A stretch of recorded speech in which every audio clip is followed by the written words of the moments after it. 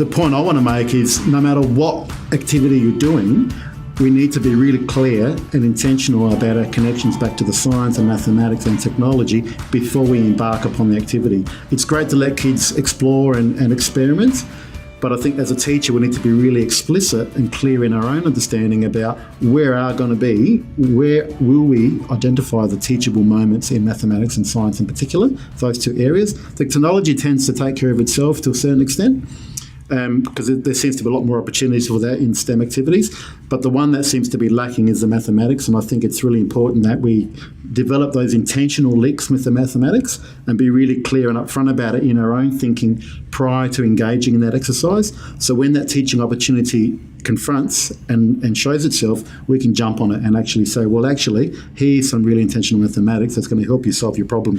So in terms of the science information, there's quite a lot of science we can explore here in regards to the physics and transfer of energy, looking at the difference between kinetic and potential energy, and that links in really well with Year 8s. At Year 10, we can look at force and motion exercises and look at how we can explore some of the physics that sits behind that. So the idea here is that I want students to engage in an inquiry process. I don't want them to redesign the rocket and go through certain number of iterations in how they might redesign the rocket, and each time they redesign the rocket and fire it off, I want them to capture it on video and analyse the data very closely to determine which part of the data is most important for their reflection on what they're looking for in terms of what makes the best rocket. So for example, are we looking at the height of the rocket, or are we looking at the velocity of the rocket, or the acceleration of the rocket, or how far it travels? So they're all the different parameters that we can get students to start exploring, and they can then determine which parameter they will apply and utilise to determine which is the best rocket design for their application. In my approach, I would not give students too much information.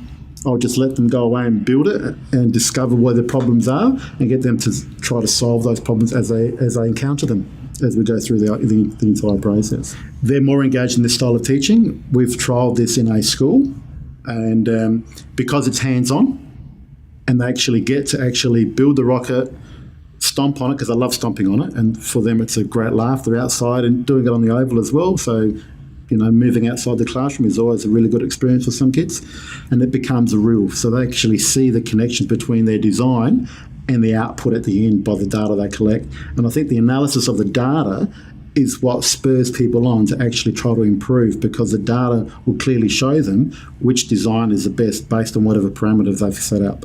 And that idea of they're having control over their own learning by selecting which parameter they're going to explore a little bit further on hones the design right down to exactly what they're trying to achieve in terms of what they will determine as the best rocket design for them. And that'll be different, as I said, with each individual student.